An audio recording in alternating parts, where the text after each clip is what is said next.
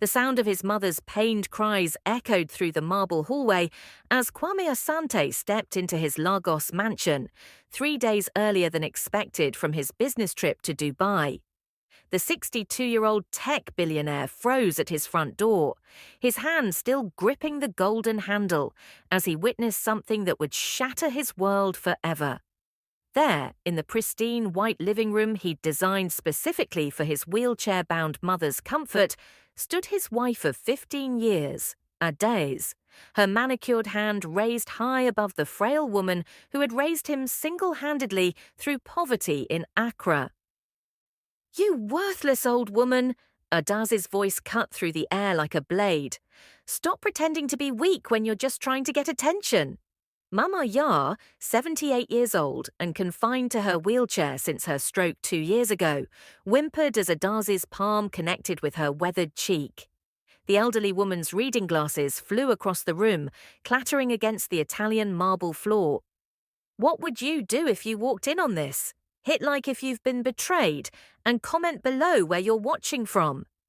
Kwame's Louis Vuitton briefcase slipped from his trembling fingers, crashing to the ground with a thunderous bang that made both women spin toward the entrance.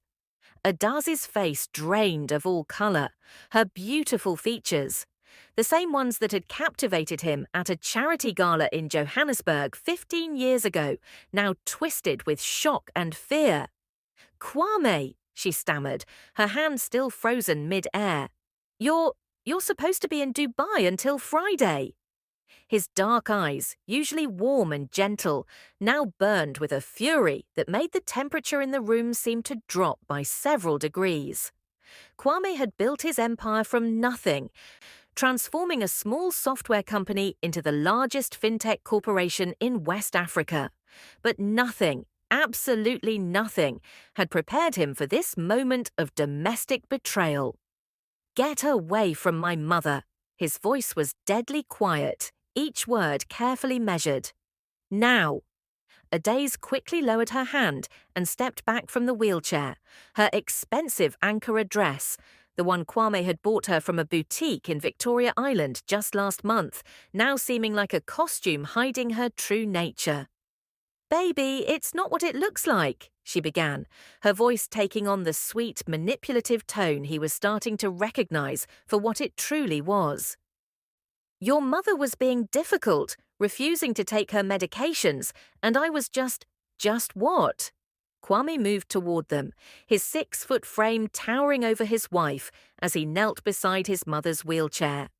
Mama Yah's left cheek bore a bright red handprint, and tears streamed down her face.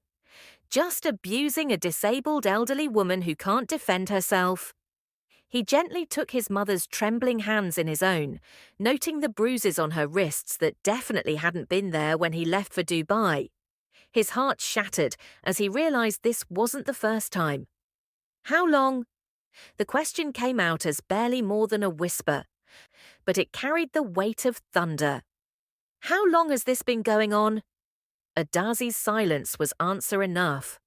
Mama Yah looked up at her son with eyes filled with shame and fear, and Kwame understood why she had never told him. She had been protecting him, trying to preserve his marriage, sacrificing her own well-being for what she thought was his happiness.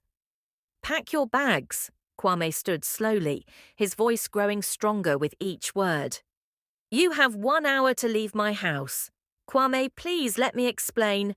1 hour, Adaeze. "And if you ever come near my mother again, you'll discover just how ruthless a billionaire can be when someone hurts his family."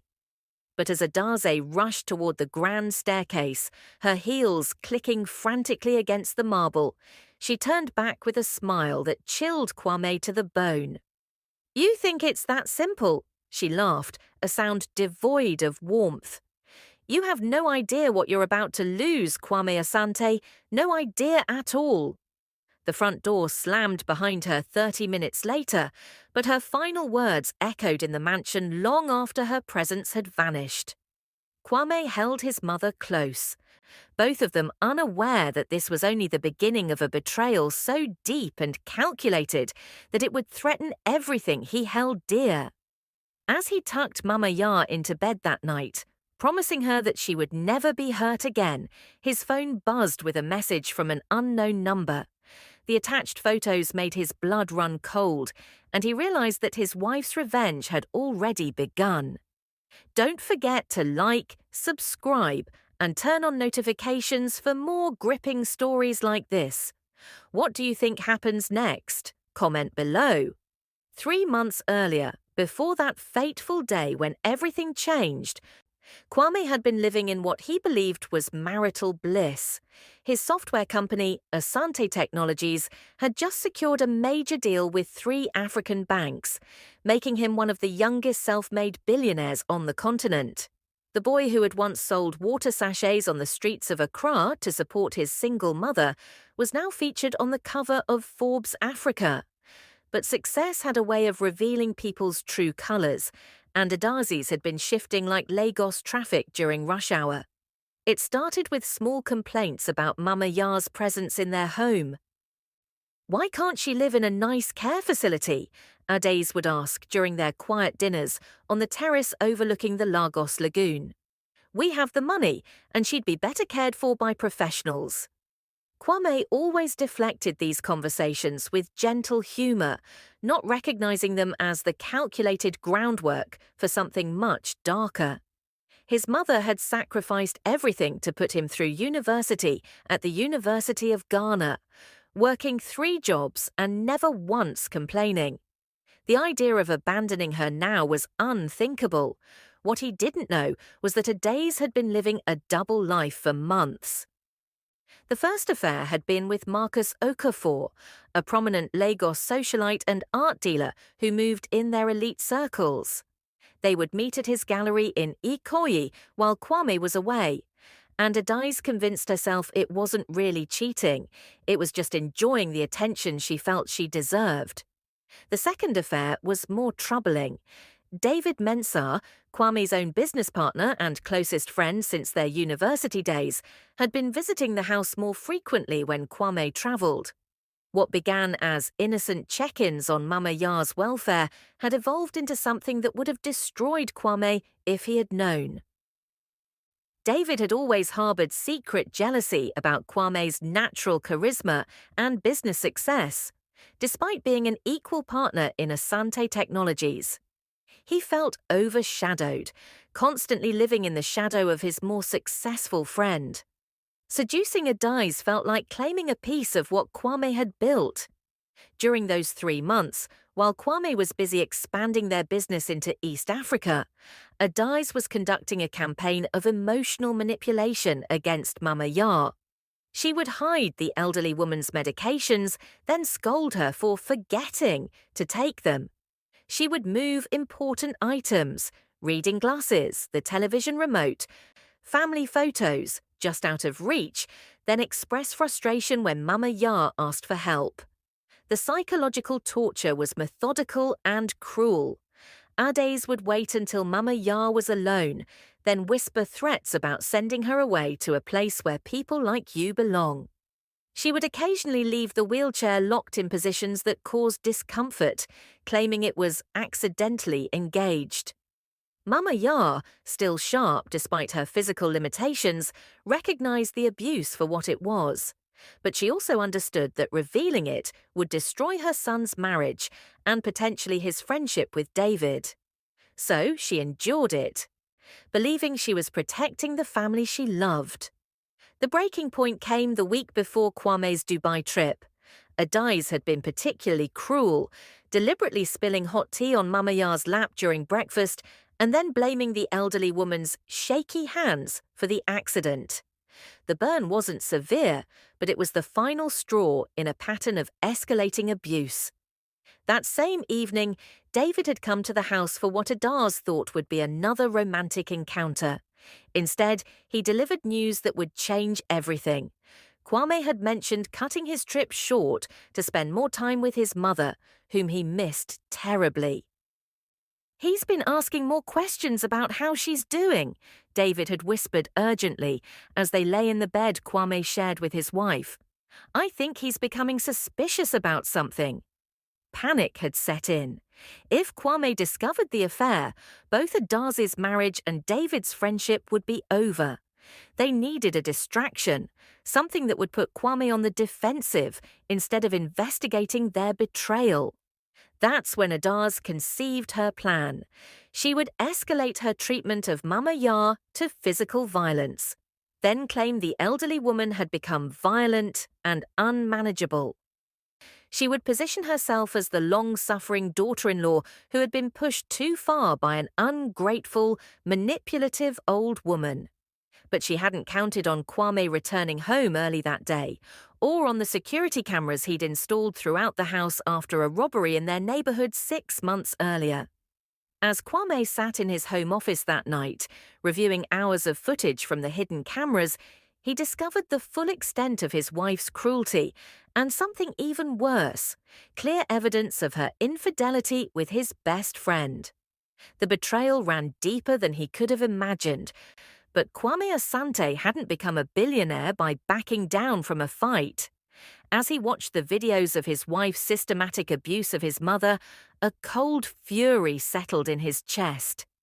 Adaeze and David thought they were playing games, but they had just declared war on a man who had built an empire from nothing. And tomorrow, they would discover that billionaires didn't just get mad, they got even. But first, he needed to protect the evidence that would expose their lies. Because as he was about to learn, his wife's final threat hadn't been empty bravado. It was a promise of social destruction that could ruin everything he had worked for. What secrets do you think Adaeze is hiding? Drop your predictions in the comments below. Don't forget to hit that subscribe button. The photos that had arrived on Kwame's phone the night after he threw Adaeze out were a masterpiece of calculated manipulation.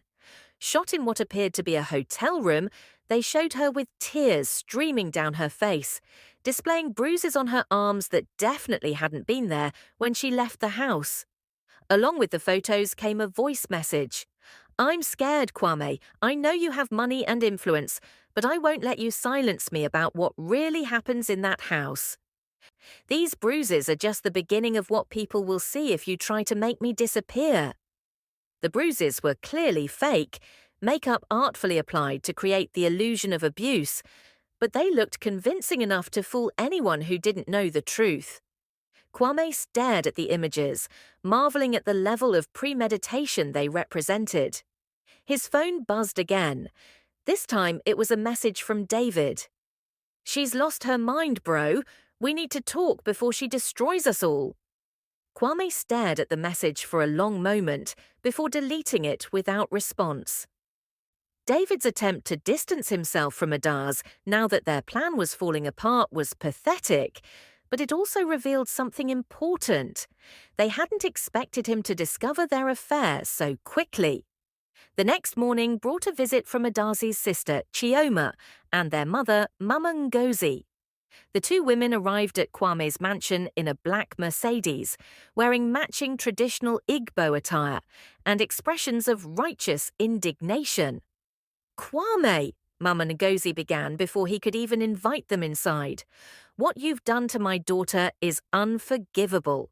She came to our house last night covered in bruises, terrified for her life." The accusation hit like a physical blow. Kwame had never raised his hand to any woman in his life, a principle his own mother had instilled in him after watching her suffer at the hands of various boyfriends during his childhood. "Mama Ngozi, with all due respect, you don't know what you're talking about," he replied calmly, though anger simmered beneath the surface. "Your daughter was abusing my disabled mother. I have video evidence." Chioma stepped forward, her designer handbag clutched like a weapon. "Video evidence that you probably fabricated with all your technology resources. We know what men like you do when women try to leave. You use your money and influence to paint them as liars." The conversation was clearly rehearsed, another piece in Adaze's larger strategy. She was building a narrative that would explain away her own abusive behavior while positioning herself as the victim. But Kwame had spent years building his business by staying ahead of competitors. and he recognized a coordinated attack when he saw one. "Would you like to see the footage?" he asked quietly. The question seemed to catch them off guard. Mum Ngozie's confident expression faltered slightly, but she recovered quickly. "We don't need to see your manipulated videos. We have witnesses who saw her condition when she left here." Witnesses? That meant Adaeze had orchestrated meetings with specific people immediately after leaving the house, people who would testify to her bruised and traumatized state. The level of premeditation was staggering. After the women left, Kwame called his head of security, a former military man named Kojo, who had been protecting his family for 5 years. "I need you to review all our security footage from the past 6 months, he instructed. "Every camera, every angle, every interaction between my wife and my mother." "Already done, sir," Kojo replied. "I've been compiling it since yesterday. There's a lot." That afternoon, Kwame sat in his private office watching hours of footage that turned his stomach. The systematic cruelty Adaeze had inflicted on Mama Ya was even worse than he had imagined. She had been careful to ensure her abuse wouldn't leave lasting physical marks, focusing instead on psychological torture that would be harder to prove. But the cameras had caught everything: the deliberate withholding of medications, the cruel taunts when she thought no one could hear, the strategic placement of objects just out of Mama Ya's reach. Most damning of all was footage from 3 weeks earlier showing Adaeze deliberately pushing Mama Ya's wheelchair too fast through doorways, causing the elderly woman to cry out in fear. As the sun set over Lagos, casting orange light through his office windows, Kwame realized that his wife hadn't just been unfaithful and abusive. She had been methodically planning his social destruction for months, building a narrative that would destroy his reputation in Lagos society while making herself appear to be the innocent victim. His phone rang, interrupting his dark thoughts. The caller ID showed his longtime friend, Chief Emeka, one of Lagos's most influential businessmen. "Kwame, my brother." Chief Emeka's voice was heavy with concern. "I've been getting some disturbing calls about your situation at home. People are saying things, ugly things about how you treat your wife." The social attack had begun. In Lagos's elite circles, reputation was everything, and Adaeze was systematically poisoning the well of public opinion against him. "Chief, you know me," Kwame replied carefully. "You've known me for 15 years. Do you really think I would hurt a woman?" "No, I don't," Chief Emeka said firmly. "But the story she's telling is very convincing, and she has photos. My wife saw them at the salon today, and she's already organizing the women to boycott your businesses." The chess match was escalating. Adaeze wasn't just trying to win a divorce settlement, she was attempting to destroy his reputation and his social standing in the process. But as Kwame ended the call and turned back to the security footage, he smiled for the first time in days. His wife had underestimated him, just as his business competitors always did. She thought she was playing a sophisticated game of manipulation, but she had made one crucial mistake. She had attacked his mother, and that meant the gloves were officially off. The Lagos socialite scene was a small, interconnected web where secrets travelled faster than traffic on Third Mainland Bridge. By the time Kwame's Bentley pulled up to the exclusive polo club the following Saturday, half of Nigeria's elite already believed some version of Adaze's story. Conversations stopped when he entered the main dining room. Women who had once competed for invitations to dinner parties at his mansion now whispered behind their champagne glasses, their eyes following him with a mixture of curiosity and judgment. "Kwame!" The booming voice of Chief Emeka cut through the tension. "My friend, come sit with us. We need to talk." Chief Emeka's table included several other influential men, all of whom had known Kwame for years. Their faces were carefully neutral, the expression of people trying to navigate a delicate social situation. We've been hearing some disturbing rumors, Chief Emeka continued once Kwame was seated, about trouble in your home. Is there anything we should know? The question was loaded with implications. In their circle, domestic scandals could destroy business relationships faster than economic downturns. These men weren't just his social peers, they were clients, partners, and potential allies or enemies, depending on how this situation played out.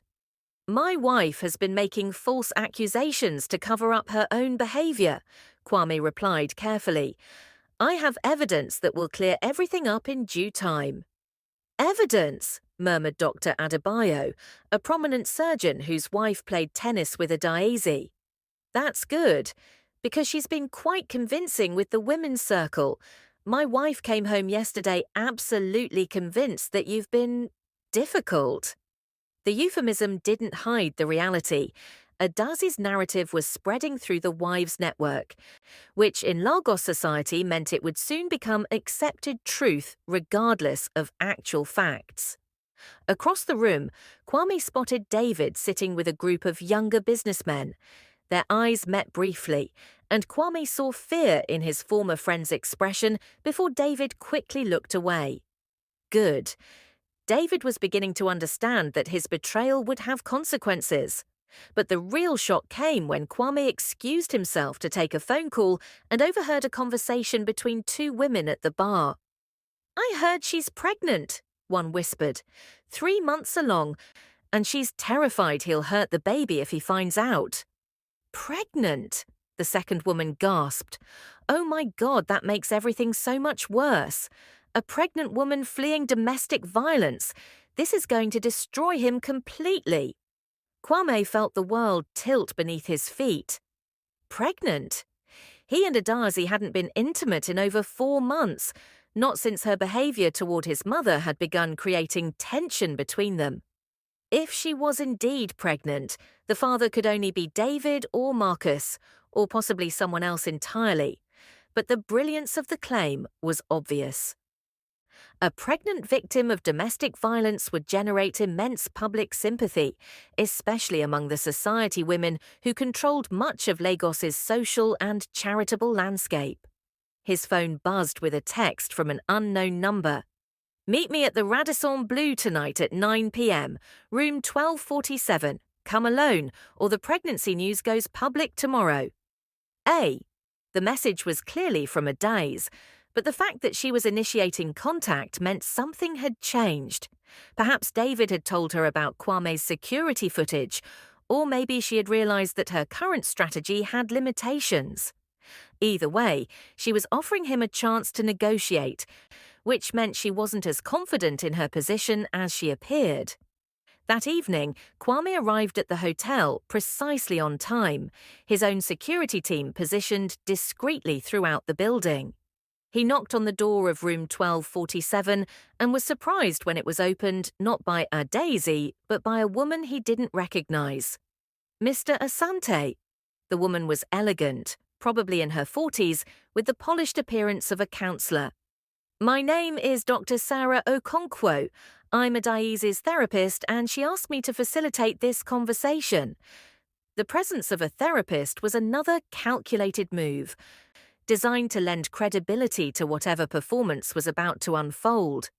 But it also suggested that Adaeze was more desperate than she appeared. Adaeze sat on the hotel room's couch, wearing a simple blue dress that somehow made her look younger and more vulnerable than he'd seen her in years. Her hands rested protectively over her stomach, though Kwame couldn't detect any obvious signs of pregnancy. Thank you for coming, she said softly, her voice carrying none of the venom he'd heard 3 days earlier. I know things have been difficult. Difficult? Kwame remained standing near the door. Is that what we're calling domestic violence and infidelity now? Dr. Okonkwo held up a hand. Let's try to keep this conversation constructive. Adaeze has asked me here because she wants to find a way forward that doesn't destroy both of your lives. The therapist's presence meant that everything said in this room would potentially become testimony in future social situations. Adaeze was creating witnesses to their interaction, either literally or through professional observation. "I'm prepared to make you an offer," she said, her voice steadier now. "Full confidentiality, a quiet separation, and we both move on with our lives and protect our reputations." "And the baby?" Kwame asked quietly. Her hand moved instinctively to her stomach again, but this time he caught a flash of something in her eyes. Panic? Calculation? It was gone too quickly to interpret. "The baby deserves a peaceful resolution to this situation," Dr. Okonkwo interjected, "regardless of paternity questions." So they knew he knew about the affairs, which meant David had definitely told Adaeze about their confrontation, and they were now in full damage control mode. But Kwame hadn't built a billion-dollar empire by accepting other people's terms, especially when those people had betrayed him in the most fundamental ways possible. "I have a counteroffer," he said, walking toward the couch where they sat. "You drop this charade, publicly apologize for the false accusations, and leave Lagos permanently. In exchange, I don't expose your affairs to everyone who matters in this city." Adaze's mask finally slipped completely, revealing the calculating woman who had been systematically torturing his disabled mother for months. "You arrogant bastard," she hissed. "You think your money makes you untouchable? Wait until tomorrow's social media posts. Wait until the women's groups hear about how you threatened a pregnant woman. Your empire will crumble, and there won't be anything left of your precious reputation." But as she delivered her threat, Kwame smiled because he had just confirmed what he suspected. The protective hand gestures, the strategic positioning, the therapist's careful words. It was all theatre designed to manipulate him. And that meant her entire strategy was built on lies that he could easily expose. The next morning brought chaos to Kwame's perfectly ordered world. His phone rang at 5:30 a.m. with a call from his longtime friend and social coordinator, a sharp woman named Fatima, who had been organizing elite events in Lagos for 15 years. "We have a problem," she announced without preamble. "Instagram and WhatsApp are exploding with posts about your wife fleeing domestic violence. The hashtag Teaching Save Adaeze is trending, and several women's groups are planning protests." Kwame sat up in bed, immediately alert. "What's their source?" "She's been very strategic. Photos of her bruises, testimonials from friends who say they saw warning signs, and now a pregnancy announcement that's making everyone even more sympathetic to her cause." The speed of the social media blitz confirmed that Adaeze had planned this assault on his reputation for weeks, possibly months. She had cultivated influencers, prepared content, and built a network of supposed supporters, all waiting for her signal. But Kwame had been building his own strategy since their hotel meeting. "I need you to arrange a gathering," he instructed. "Something informal, but with the right people. Let them see the truth for themselves." "Kwame, I strongly advise against—" "Trust me, Fatima, just arrange it." By 9 a.m., the story had exploded across Lagos social media. Photos of Adaeze looking vulnerable and bruised were being shared thousands of times, with captions about domestic violence and the abuse of power by wealthy men. Several prominent Lagos women had already posted long messages about supporting her brave decision to speak out. The narrative was exactly what Adaeze had crafted: a powerful, controlling husband who had isolated his wife, abused his disabled mother, and was now using his wealth and influence to silence his victims. Several charity organizations had already announced they were cutting ties with any events associated with Kwame. His business phone hadn't stopped ringing. 3 major clients had called emergency meetings to discuss concerns, which was corporate speak for preparing to distance themselves from potential scandal. David, predictably, had posted on social media about taking time away to focus on personal growth, effectively abandoning their friendship publicly. But Kwame had faced social challenges before, and he knew that panic was the enemy of strategic thinking. Instead of responding emotionally to the attacks on his character, he spent the morning methodically preparing for war. His first call was to Mama Yar's longtime doctor, Dr. Aduni Ogundipe, a respected physician who had been treating his mother since her stroke. Dr. Ogundipe agreed to visit the house immediately to document any evidence of abuse and to provide a professional medical opinion about Mama Yar's condition. The doctor arrived within an hour, and her examination of Mama Yar revealed not just the recent bruises from Adaze's physical abuse, but signs of prolonged psychological stress that had been building for months. "This woman has been living in fear," Dr. Ogundipe told Kwame privately after the examination. "The physical signs are clear, but the emotional trauma is even more concerning. She's been afraid to speak up about something." Armed with professional medical documentation, Kwame's next stop was a private meeting with Blessing Adebayo, one of Lagos's most influential social media personalities and the wife of a prominent businessman. Blessing had over 2 million followers and was known for her advocacy work with women's issues, but she was also fair-minded and willing to investigate before jumping to conclusions. "I'm not here to deny the seriousness of domestic violence," he began when they met at her elegant Ikoyi home. "I'm here to show you what really happened in my house." He showed her carefully selected clips from his security footage. Adaeze systematically abusing Mama Yar when she thought no one was watching, deliberately withholding medication, and most damning of all, a recording from 2 weeks earlier where she was on the phone with someone discussing making sure the bruises look convincing when the time comes. Blessing watched the footage with the intense focus of someone who understood the power of evidence.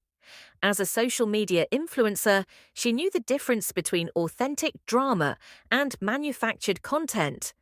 And what she was seeing was clearly authentic abuse, just not the kind Adaze was claiming. "This changes everything," she murmured, already understanding the implications. "But why show me this? Why not just release it yourself?" "Because I want the truth to come from someone people trust," Kwame replied. "I want it investigated and verified by people who care about real victims of abuse, not dismissed as the desperate defense of a guilty man." That afternoon, while Adaeze was probably celebrating her social media victory, Blessing was conducting her own investigation. She reached out to mutual friends, verified the timestamps on Kwame's security footage, and, most importantly, she arranged to visit Mama Yar personally. The conversation between Blessing and Mama Yar was heartbreaking.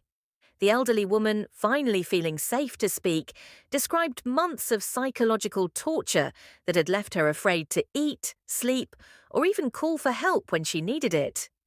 "She would whisper terrible things to me when Kwame wasn't home," Mama Yar told Blessing through tears.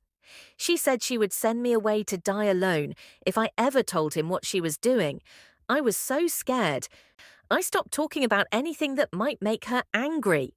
But the real breakthrough came when Blessing discovered that Adaze had been using makeup to create fake bruises for photos, and that several of her supposed witnesses had been paid to provide testimonials through expensive gifts and social opportunities. The conspiracy was bigger than just marital infidelity. It was a coordinated social media campaign designed to destroy Kwame's reputation while positioning Adaeze as a sympathetic victim who could attract support, donations, and social status as a survivor. As the sun set over Lagos, while Adaze was preparing for more social media posts about her brave journey of healing, Kwame was implementing a strategy that would turn her own tactics against her. Because if Adaze wanted to play this game in the court of public opinion, with social media attention and influencer pressure, then that's exactly where Kwame would defeat her. And he had something she didn't: the truth. The ivory towers of Victoria Island gleamed in the afternoon sun as Blessing Adebayo prepared to release the most explosive social media post of her career. The prominent Lagos influencer had spent 3 days verifying Kwame's evidence, and what she had discovered would turn the entire Blessing Adaeze narrative on its head. But first, Kwame had one more revelation to uncover. That morning, his security team had discovered something that made his blood boil. Hidden cameras that Adaeze had secretly installed throughout their home months ago, specifically in his private office and his mother's bedroom. "She's been recording everything," Kojo explained as they reviewed the equipment. "Every conversation you had with business partners, every private moment with your mother, every phone call you thought was confidential." The violation was staggering. Adaeze hadn't just been planning to frame him for domestic violence, she had been systematically violating his privacy and his mother's dignity for months, gathering material she could use to manipulate or embarrass him if needed. But more disturbing was what they found on the memory cards from these cameras. Hours of footage showing Adaze's meticulous preparation for her abuse claims. She had been practicing her fake bruises, rehearsing her victim testimony, and even recording multiple versions of her terrified wife videos to see which ones looked most convincing. In one particularly chilling recording, she was on the phone with someone discussing the timeline. The pregnancy announcement needs to come after the abuse photos for maximum impact. Pregnant victims get more sympathy, and it makes him look even more monstrous. The pregnancy claim was definitely fake. The conversation made that clear. She was discussing it as a strategic element in her campaign, not as a medical reality. Meanwhile, across Lagos, the social media war was intensifying. Adaeze had recruited several prominent female celebrities to share their own stories of domestic violence alongside her photos, creating a wave of anti-Kwame sentiment that was reaching international attention. "Powerful men think they can silence women with money and threats," one popular actress posted alongside Adaze's photos. "But we see you, sister. We believe you. You are not alone." The posts were getting thousands of shares and comments, with people expressing outrage at Kwame's supposed behavior and admiration for Adaze's courage in speaking out. She had effectively weaponized the legitimate pain of real abuse victims to cover up her own crimes. But that afternoon, Blessing struck back with a carefully crafted Instagram live session that would change everything. "Ladies and gentlemen," she began, her usual bright demeanor replaced by serious professionalism. "I've spent the last 3 days investigating the Adaeze situation, and what I've discovered is deeply disturbing, but not in the way you might expect." She started by showing excerpts from Kwame's security footage, being careful to blur Mama Ya's face to protect her dignity, while clearly showing Adaze's systematic abuse of the elderly woman. "This is real elder abuse," Blessing announced to her 2 million followers. "Systematic, calculated, and cruel. The woman asking for your sympathy has been torturing a disabled elderly woman for months." The live session went on for 45 minutes, with Blessing methodically dismantling Adaze's narrative. She showed evidence of the fake bruises, revealed the paid testimonials, and most damning of all, played audio from Adaze's own planning conversations, where she discussed manipulating public opinion. The response was immediate and explosive. Comments flooded in from viewers expressing shock, anger, and betrayal. Many women who had shared Adaze's posts began deleting them and posting apologies to Kwame. But Adaeze wasn't going down without a fight. Within hours of Blessing's broadcast, she appeared on her own Instagram Live, tears streaming down her face as she claimed that Kwame had somehow manipulated the evidence. "He's a billionaire with access to the best technology in Africa," she sobbed to her remaining supporters. "He can fake anything he wants. Those videos aren't real. They're deep fakes designed to make you doubt what you've seen with your own eyes." It was a desperate move, but a clever one. In an age of digital manipulation, claiming that video evidence was fake was just plausible enough to create doubt among people who wanted to believe her version of events. The battle for public opinion was now in full swing, with both sides presenting evidence and counter-evidence, while Lagos society chose sides. Some people believed Blessing's investigation, while others remained convinced that Kwame was using his wealth and influence to destroy his wife's credibility. But Kwame had one more card to play, one that would expose not just Adaze's lies, but the entire network of people who had helped her orchestrate this elaborate deception. That evening, as social media continued to buzz with conflicting narratives, Kwame received a phone call that changed everything. It was from Marcus Okafor, the art dealer who had been having an affair with Adaeze. "Kwame," Marcus's voice was shaky with panic. "We need to talk. She's completely lost control, and she's threatening to drag me down with her if I don't back up her story." The call was exactly what Kwame had been waiting for. The pressure of public scrutiny was causing Adaze's co-conspirators to crack, and Marcus was the weakest link in her chain of lies.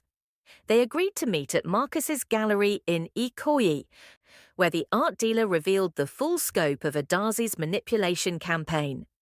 "She's been planning this for over a year," Marcus confessed, his hands trembling as he poured himself a whiskey. "She said you were getting suspicious about her spending and her activities, so she needed an exit strategy that would guarantee her a massive settlement and public sympathy." Marcus showed Kwame text messages between him and Adaeze dating back 14 months, revealing detailed discussions about timing, strategy, and even practice sessions where she would test different versions of her victim's story on him. "She made me promise to corroborate her claims about seeing bruises and witnessing your controlling behavior," Marcus continued, "but I never thought she would actually hurt your mother. When I saw Blessing's broadcast today, I realized I've been helping a monster." The texts were devastating. They showed Adaze methodically planning every aspect of her campaign, researching domestic violence statistics to make her story more believable, identifying which influencers and journalists would be most sympathetic to her cause, and even discussing how to fake medical evidence. But the most damning revelation was yet to come. Marcus pulled out his phone and showed Kwame a video that made his blood run cold. "She sent me this 2 weeks ago," Marcus said quietly. "She wanted me to see how convincing she could be." The video showed Adaeze in what appeared to be Marcus's apartment, carefully applying makeup to create realistic-looking bruises on her arms and face. She was laughing as she worked, clearly enjoying the performance. "This is my insurance policy," she said to the camera with a chilling smile. "If Kwame ever tries to leave me or cut me off, these photos will destroy him completely. No one questions a battered woman, especially a pregnant one." The casual cruelty in her voice, the calculated nature of her deception, and the complete lack of empathy for real victims of domestic violence, it was all captured in that single video. Kwame had found his smoking gun. The revelation of Marcus's video sent shockwaves through Kwame's inner circle, but he knew that simply releasing it wouldn't be enough. Adaeze had spent too much time building her narrative, and her supporters were too emotionally invested in believing her story. He needed something more dramatic, more undeniable. That's when inspiration struck. If Adaeze wanted to play the victim in public, then he would give her a stage where her performance would be exposed for what it truly was.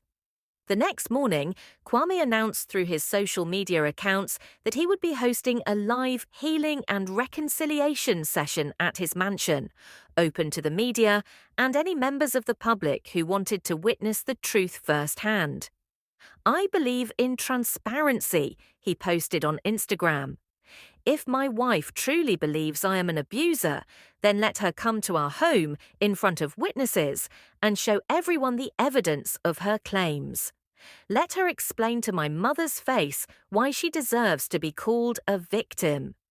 The announcement went viral immediately. It was a bold, unprecedented move, a billionaire essentially offering to put his personal life on trial in front of the entire city. News outlets scrambled to secure positions, influencers cleared their schedules, and Lagos society buzzed with anticipation. Adaeze was trapped. If she refused to attend, it would look like she was afraid to face him publicly. If she attended, she would have to maintain her performance under intense scrutiny in the very house where her crimes had been committed. She tried to decline through her social media, claiming it was unsafe for her to return to the scene of her abuse. But public pressure mounted quickly. Her own supporters began questioning why she wouldn't want to confront her abuser publicly if she truly had nothing to hide. "Real victims deserve to have their voices heard," commented one of the female celebrities who had been supporting her. "If you have evidence, show it to the world." Finally, backed into a corner, Adaeze agreed to attend, but only with Dr. Okonkwo and several supporters present for her protection. The day of the confrontation arrived with all the drama of a major Lagos social event. News vans lined the street outside Kwame's mansion, social media influencers live-streamed from their cars, and hundreds of people gathered to witness what was being called the trial of the century by local bloggers.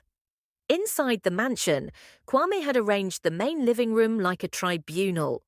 Mama Yah sat in her wheelchair at the center, flanked by Dr. Ogundipe and a representative from a legitimate domestic violence support organization who had volunteered to ensure the proceedings were fair to all parties.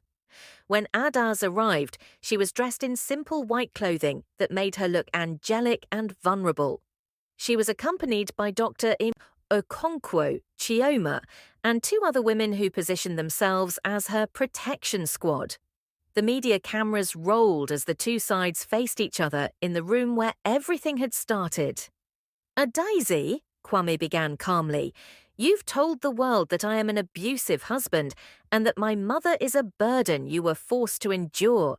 You've shown photos of bruises you claim I gave you. Now, in front of these witnesses, I want you to look at my mother and tell her why you deserve sympathy." Adaeze's composure faltered slightly, but she recovered quickly. "I don't need to justify myself to the woman who made my life hell for 15 years, she replied, her voice carrying just the right amount of tremor to suggest suppressed trauma. But Mama Yah, who had been silent throughout weeks of public humiliation, finally found her voice. "My child," she said quietly, her words carrying through the microphones that broadcasters had positioned around the room. "I never did anything to hurt you. I never asked for anything except to be treated with basic human dignity in my son's house." The elderly woman's simple honesty was devastating. Here was a frail, disabled woman who had been systematically abused, speaking with more dignity and strength than her much younger, healthier tormentor. Adaeze tried to maintain her narrative. "You poisoned my husband against me," she accused. "You made him believe I was a bad wife, a bad person." "Show them the bruises," Kwame interrupted suddenly. "You've been claiming I gave you those bruises. Show everyone here the medical evidence." It was a calculated gamble. If Adaeze had been smart, she would have prepared fresh fake bruises for this confrontation. But her confidence in her social media campaign had made her overconfident. "They've healed," she stammered. "Bruises don't last forever." "But medical records do," Dr. Ogundipe interjected, stepping forward with a file in her hand. "I've reviewed your medical history, Mrs. Asante. You haven't visited a doctor for any injury treatment in over 2 years. No emergency room visits, no documentation of any trauma consistent with domestic violence." The contradiction was glaring. How could a woman supposedly suffering months of physical abuse have no medical documentation whatsoever? But Kwame had saved the best for last. He nodded to Kojo, who wheeled in a large monitor and connected a laptop. Since you've questioned the authenticity of my security footage, Kwame announced, I thought you might want to explain this video instead. Marcus's recording of Adaeze applying fake bruises began playing on the screen, and the room fell into stunned silence. There she was, laughing as she created the very injuries she had used to gain sympathy from thousands of people. Adaze's face went white as her own voice filled the room. This is my insurance policy. If Kwame ever tries to leave me or cut me off, these photos will destroy him completely. The performance was over. In front of hundreds of witnesses and live cameras, Adaze's elaborate deception had been exposed in the most undeniable way possible. But instead of admitting defeat, she did something that shocked everyone in the room, including Kwame. She smiled. What do you think is going through Adaze's mind right now? Drop your predictions below and smash that like button. The smile that spread across Adaze's face as her lies crumbled around her was perhaps the most chilling thing anyone in that room had ever seen. It wasn't the expression of someone caught in a deception. It was the look of someone who had been planning for this exact moment all along.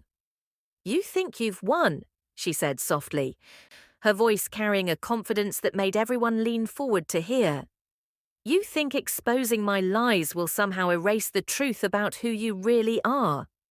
Kwame felt a chill run down his spine. Something was wrong. Adaeze was too calm, too composed for someone whose entire narrative had just been destroyed in front of the media and hundreds of witnesses. The bruises were fake, yes, she continued, her voice growing stronger. The pregnancy was fake. Even some of the abuse stories were enhanced for dramatic effect. She paused, letting her admissions sink in. But the core truth remains. You are a man who destroys everything he touches. And I have proof. She reached into her purse and pulled out a tablet, holding it up so the cameras could see. While you've been so focused on protecting your precious reputation, you forgot about something much more important. On the screen was a video that made Kwame's heart stop.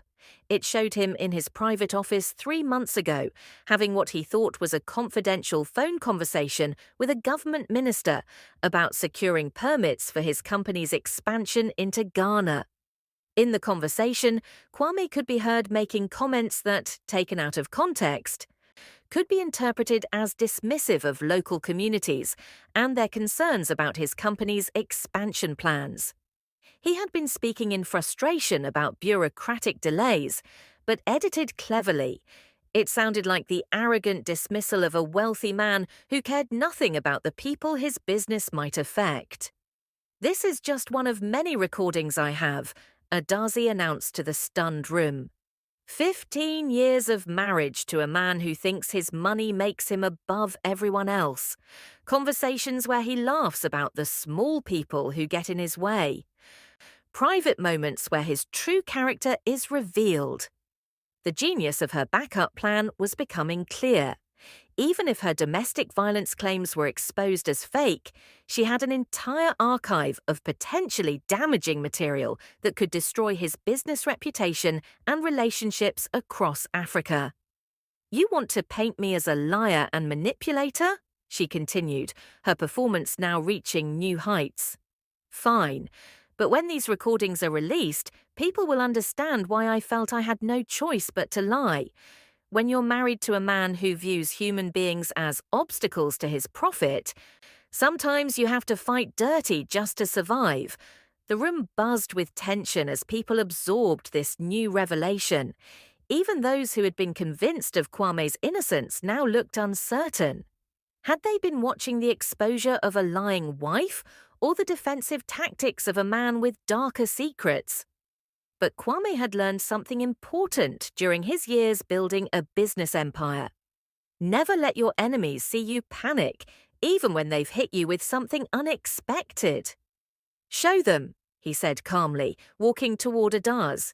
If you have such damaging evidence, show everyone right now. Adaeze's confidence flickered for just a moment. She had been planning to use the recordings as leverage for a private settlement, not as immediate public ammunition. The recordings existed, but they required careful editing and context to be truly damaging. "These are private conversations," Dr. Okonkwo interjected, clearly trying to protect her client. "They should be reviewed by appropriate parties before—" "No," Kwame interrupted, his voice carrying the authority that had made him successful in boardrooms across Africa. "If my wife wants to destroy my reputation with secret recordings, let her do it now, in front of everyone. Let the people judge for themselves." It was a massive gamble. Kwame knew some of those recordings could be embarrassing if presented without context. But he also knew that Adaze's credibility had been so thoroughly destroyed in the past hour that any evidence she presented would be viewed with extreme skepticism.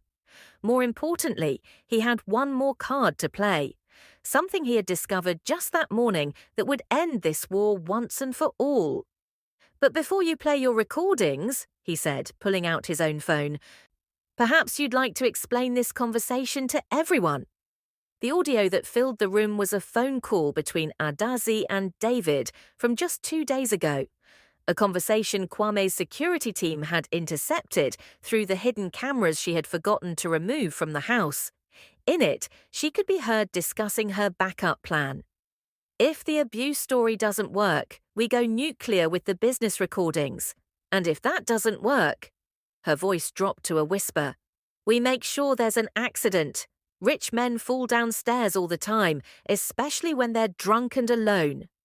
The room erupted in gasps and shocked murmurs. Adaeze had just been caught on tape discussing not just character assassination, but actual physical harm. The woman who had spent weeks positioning herself as a victim of domestic violence had been recorded planning potential violence against her husband. Adaze's face went from confident to terrified in the span of seconds. She looked around the room desperately, realizing that her final gambit had not only failed, but had exposed her as something far worse than a manipulative liar. She was a woman capable of planning murder, but even as the walls closed in around her, Adaeze had one last desperate move to make, one that would put everyone in that room in immediate danger. The desperate look in Adaze's eyes as her final lie crumbled should have been a warning to everyone in the room. But Kwame was so focused on his victory that he missed the subtle signal she gave to David, who had been lurking near the back of the crowd since the confrontation began. "You think you're so clever," Adaeze said, her voice now completely stripped of its earlier vulnerability. "Recording everything, exposing everything, but you forgot one important detail, my dear husband." She reached into her purse again. But this time what she pulled out wasn't a tablet or phone. It was a small remote control with a single red button. "I've had months to prepare for this day," she continued, holding the device where everyone could see it. "Months to plant things throughout this house that you never found, despite all your security cameras and your precious Kojo." A collective gasp went through the room as people realized what she was implying. Kojo immediately began speaking into his radio, coordinating with his security team to search for whatever device the remote controlled. "That's right," Adaeze smiled at the panic she was creating. Small explosive devices, carefully placed in locations that would bring down portions of this mansion. Nothing that would kill everyone. I'm not a monster, but enough to create chaos, destruction, and very convenient confusion about what really happened here today. Dr. Okonkwo backed away from her client, finally understanding that she had been manipulated by someone far more dangerous than she had realized. Several reporters began moving toward the exits, their news instincts overwhelmed by survival instincts. But Mama Yar, who had remained silent through most of the confrontation, spoke up with a calm that surprised everyone. "My child," she said to Adaeze, "you have already lost everything. Your lies have been exposed, your cruelty has been revealed, and no one will ever believe you again. What more do you think destroying this house will accomplish?" The simple wisdom in the elderly woman's words seemed to cut through Adaze's desperation more effectively than any threat or argument could have. "It will accomplish revenge," Adaeze replied, but her voice lacked the conviction it had carried moments before. "Even if I lose everything, at least Kwame will lose something too." That's when David made his move. The man who had been Kwame's best friend since university, who had betrayed him with his wife and conspired against his business, finally found a shred of decency buried deep inside his cowardice. "Adaeze, stop," he said, pushing through the crowd toward her. "This has gone too far. We never talked about violence, never planned to actually hurt anyone." The admission that there had been a conspiracy was damning, but it also revealed that David had never been prepared for Adaze's true level of ruthlessness. "You weak fool," she snarled at him. "You were happy enough to help destroy him when you thought it would benefit you. Don't develop a conscience now." But David kept moving toward her, his hands raised in a gesture of surrender. "Give me the remote, Adaeze. This isn't who you want to be. This isn't who either of us wanted to become." For a moment, it seemed like his appeal might work. Adaze's grip on the remote loosened slightly, and her expression flickered between rage and something that might have been regret. That's when Kojo's voice crackled through the radio. "Sir, we found them. 4 small devices placed strategically throughout the house. We're working to disarm them now. But it's going to take time." The news that the threat was real sent a fresh wave of panic through the room. People began pushing toward the exits, the orderly confrontation dissolving into controlled chaos. But Kwame remained calm, walking slowly toward his wife. "Adaeze," he said quietly, "you were right about one thing. I have been arrogant. I've spent so much time building my empire that I forgot to pay attention to what was happening in my own home. I failed to protect my mother, and I failed to see who you really were." His unexpected admission seemed to surprise her. She had been expecting anger, threats, or pleas. She hadn't been prepared for genuine self-reflection. "But destroying this house won't change any of that," he continued. "It won't erase the videos of you abusing my mother. It won't bring back the trust you've destroyed or repair the damage you've done to real victims of domestic violence who might not be believed because of your lies."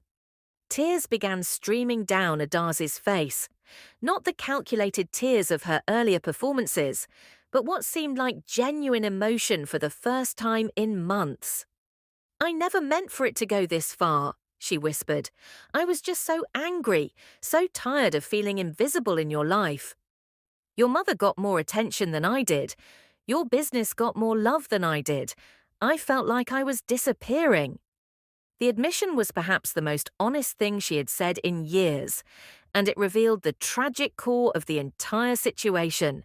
A woman so desperate for attention and validation that she had been willing to destroy everything around her to get it.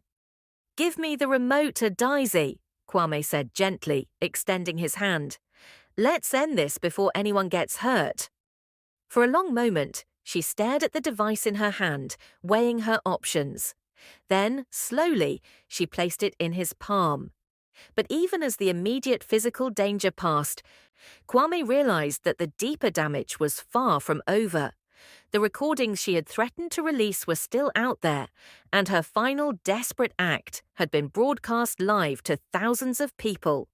The war might be ending, but the consequences were just beginning. The aftermath of the confrontation felt like the calm after a hurricane had torn through Lagos. With the explosive devices safely disarmed by Kojo's team, the mansion slowly emptied of media, spectators, and the various players in Adaze's elaborate drama. But the real reckoning was just beginning. As the sun set over Victoria Island, painting the Lagos lagoon in shades of orange and gold, Kwame sat in his study reviewing the damage assessment. The story had gone global. CNN, BBC, and major news outlets across Africa were covering what was being called the Lagos deception. Video clips of Adaze's fake bruise tutorial and her final threat with the explosive device had been shared millions of times. But perhaps most importantly, the spotlight on her lies had triggered a wave of support for legitimate domestic violence victims. Women's organizations across Nigeria were using the incident to educate people about how to identify real abuse versus manipulation, and donations to actual victim support services had increased dramatically. Dr. Okonkwo, the therapist who had been unwittingly used in Adaze's scheme, issued a public statement apologizing for her role and announcing new protocols for verifying client claims. Several social media influencers who had amplified Adaze's full story posted lengthy apologies and began promoting actual domestic violence resources. Even Marcus Okafor, despite his role in the affair, had found some redemption by providing the evidence that exposed Adaze's deception. He publicly apologized to Kwame and announced that he was closing his gallery and dedicating his resources to supporting elderly care initiatives in honor of Mama Ya. But the most significant change was in David. Kwame's former best friend had requested a private meeting and now sat across from him in the same study where they had once planned their business expansion. "I don't expect forgiveness," David began, his voice heavy with shame. "I don't even deserve the chance to explain myself, but I need you to know that I never intended for any of this to happen." Kwame studied his former friend, seeing years of insecurity and resentment that he had somehow missed during their partnership. "When did it start?" he asked quietly. "The jealousy? Probably from university," David admitted. "You were always the one with the vision, the charisma, the natural leadership. I was just along for the ride, and I knew it. When Adaeze started paying attention to me, it felt like, finally, something that was yours was choosing me instead." The honesty was painful but necessary. Their friendship had been built on an unequal foundation that neither of them had acknowledged, and that imbalance had eventually poisoned everything between them. "And when it escalated to planning my destruction, that was all her," David said firmly. "I swear to you, Kwame, I never knew about the abuse of your mother. I never agreed to any plan involving violence or explosives. When she told me about threatening you with recordings, I thought she meant using them to negotiate a better divorce settlement, not to destroy your entire reputation." Kwame believed him. David had always been weak-willed and easily manipulated, but he wasn't inherently evil. Adaeze had used his insecurities and resentments as tools in her larger scheme. "What happens now?" David asked. "Now you disappear," Kwame replied calmly. "You sell your shares in the company back to me at fair market value, you leave Lagos, and you build a new life somewhere else. You don't contact me, you don't try to return to our social circles, and you never speak publicly about any of this." It was a harsh but fair sentence. David would lose his place in Lagos society and his connection to the business empire he had helped build, but he would keep his freedom and his chance to start over. Meanwhile, Adaeze had been taken into protective custody, not by police, but by her own family, who had been horrified by the revelations about her behavior. Mama Ngozi and Chioma had issued a public statement apologizing to Kwame and Mama Ya and announcing that Adaeze would be seeking intensive psychological treatment at a private facility outside Nigeria. "We failed to see the signs of her emotional instability," Mama Ngozi had written. "We allowed our desire to support our daughter to blind us to the truth about her actions. We deeply regret the pain she has caused to the Asante family and to the real victims of domestic violence whose stories have been damaged by her lies." The statement was another blow to Adaze's credibility, but it also provided a path toward healing for everyone involved. Rather than pursuing revenge or public humiliation, the families were focusing on treatment, recovery, and moving forward. But the most important conversation was yet to come. That evening, as Lagos settled into its typical evening rhythm of traffic, street food vendors, and Afrobeats music drifting from nearby compounds, Kwame sat with Mama Ya on the terrace overlooking the lagoon. "I'm sorry, Mama," he said, taking her weathered hands in his. "I'm sorry I didn't see what was happening to you. I'm sorry I let my work become more important than protecting you." Mama Ya smiled, the first genuine smile he had seen from her in months. "My son, you cannot protect people from everything. Some evil hides very well, and some people are very good at pretending to be something they are not. But I should have noticed. You were building something beautiful," she interrupted gently. "You were creating jobs for thousands of people, bringing technology to communities that needed it, making our family proud. That work was important too." They sat in comfortable silence for a while, watching the sun complete its descent behind the Lagos skyline. The city sprawled endlessly before them, millions of people pursuing their own dreams and struggles, most of them unaware of the drama that had played out in this mansion. "What will you do now?" Mama Ya asked. Kwame considered the question. His reputation had been damaged, but not destroyed. His business empire remained intact, though some relationships would need to be rebuilt.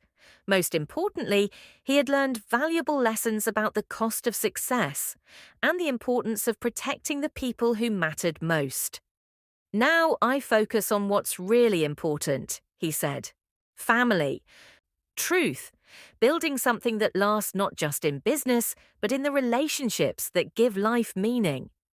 But even as they planned for a peaceful future, Kwame's phone buzzed with a message that would complicate everything once again. It was from an unknown number, but the message made his blood run cold. "You think this is over? Think again. Some secrets are bigger than one woman's lies. Check your email." The war might have ended, but apparently there were still battles to be fought. Don't forget to smash that like button and hit subscribe. What do you think this new threat could be? Share your predictions in the comments. The email that arrived in Kwame's inbox at midnight contained a single video file and a message that made his stomach churn. "The truth about what really happened to your father. Adaeze wasn't the only one keeping secrets." A friend. Kwame stared at the screen for a long moment before clicking the video file. What he saw made his world tilt on its axis once again, but this time it wasn't about betrayal or deception. It was about healing a wound that had been festering in his heart for 30 years. The video showed his father, Samuel Asante, whom Kwame had believed died in a car accident when he was 12. But the man in the video was very much alive, sitting in what appeared to be a small apartment in Kumasi, Ghana, looking directly at the camera with eyes that were unmistakably similar to Kwame's own. "My son," the man began, his voice trembling with emotion. "If you are watching this, then someone has finally decided to tell you the truth that I have been too ashamed to tell myself." The story that unfolded over the next 20 minutes shattered everything Kwame thought he knew about his childhood. His father hadn't died in an accident. He had abandoned the family after accumulating massive gambling debts that threatened Mama Ya's safety. Rather than put his wife and young son in danger from loan sharks and criminals, Samuel had faked his own death and fled to Ghana, leaving Mama Ya to raise Kwame alone. "I have watched your success from afar," Samuel continued in the video. "I have read every article about your company, seen every interview you have given. I am so proud of the man you have become. But I am also consumed with shame about the coward I was when you needed a father most." The video went on to explain that Samuel had been trying to contact Kwame for years, but had been blocked by someone who convinced him that his son was better off believing his father was dead rather than knowing he had been abandoned. That someone, it turned out, had been Adaeze. "Your wife found me 5 years ago," Samuel explained. She said you were successful and happy, and that learning about my cowardice would only cause you pain. She convinced me to stay away, to let you continue believing I was dead rather than risk destroying your peace of mind. But the most shocking revelation was still to come. In the final minutes of the video, Samuel revealed that Adaeze had been using his existence as leverage against Kwame for years, threatening to expose the truth about his father's abandonment if Kwame ever tried to divorce her or reduce her access to his wealth. She said she was protecting your reputation, Samuel said sadly, but I think now she was protecting her own position in your life. I am sorry, my son.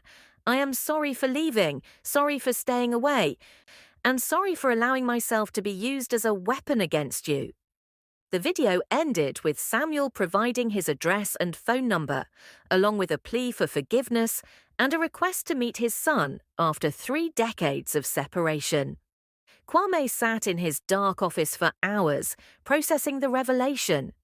Adaze's final manipulation had been to keep him from reconnecting with his only living parent, using his father's shame and guilt as tools to maintain control over their marriage.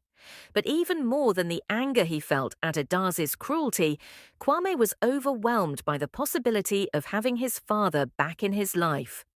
All these years, he had built his empire partly to honor the memory of a man he thought was dead, when that same man had been living just across the border, longing to know his son but convinced that his presence would only cause harm. As dawn broke over Lagos, Kwame made a decision that would have seemed impossible just hours earlier. He booked a flight to Kumasi. The reunion took place in a small apartment in a middle-class neighborhood of Ghana's second-largest city. When Samuel Asante opened the door and saw his son for the first time in 30 years, both men broke down in tears that washed away decades of pain, guilt, and misunderstanding. "I'm sorry," Samuel whispered over and over as they embraced. "I'm so sorry for leaving you." "You're here now," Kwame replied, and for the first time in months, he felt something like peace settling in his chest. That's what matters. The conversation that followed lasted for hours, covering 30 years of separation, missed milestones, and the different paths their lives had taken. Samuel had eventually overcome his gambling addiction and built a modest but honest life as a teacher in Kumasi. He had never remarried, carrying the guilt of abandoning his family like a weight that never lessened. But perhaps most importantly, he had never stopped loving his son or believing in his potential. "When I read about your success, I would imagine what I might say if I could speak to you," Samuel admitted. "I wanted to tell you how proud I was, how your achievements proved that you were stronger than the father who failed you." "You didn't fail me," Kwame replied firmly. "You made an impossible choice in an impossible situation. Mama never spoke badly of you. She told me you were a good man who loved us but couldn't stay. I think somehow she understood." The healing that began in that small apartment in Kumasi continued over the following weeks. Samuel returned to Lagos with Kwame, and the reunion with Mama Ya was every bit as emotional as the first meeting between father and son. "I told you he was a good man," Mama Ya said through her tears as she embraced her former husband. "I told you he would come back when it was safe to do so." The three of them began the slow process of rebuilding their family, 30 years after it had been broken apart by circumstances beyond their control. Samuel moved into the mansion, taking over much of Mama Ya's care, and proving to be the devoted companion she had deserved all along. As for Adaeze, her treatment facility reported that she was making progress in understanding the psychological factors that had driven her to such extreme behavior. Her family announced that she would remain in treatment for at least 2 years, and that she had expressed genuine remorse for the pain she had caused. The divorce proceedings were quiet and dignified, with Adaeze accepting a modest settlement that would allow her to rebuild her life without the extravagant wealth she had once craved. More importantly, she issued a public apology that helped restore some credibility to real victims of domestic violence. I manipulated the pain of genuine abuse survivors for my own selfish purposes, she wrote. I hope that by admitting my lies and seeking treatment, I can somehow help undo the damage I have done to people who deserved better from me. 6 months after the confrontation that had exposed her deception, Kwame stood on the same terrace where he had comforted Mama Ya, but this time he wasn't alone. His father stood beside him, both of them watching the Lagos sunset that painted the lagoon in brilliant colors. "Do you think she'll ever truly change?" Samuel asked, referring to Adaeze. Kwame considered the question carefully.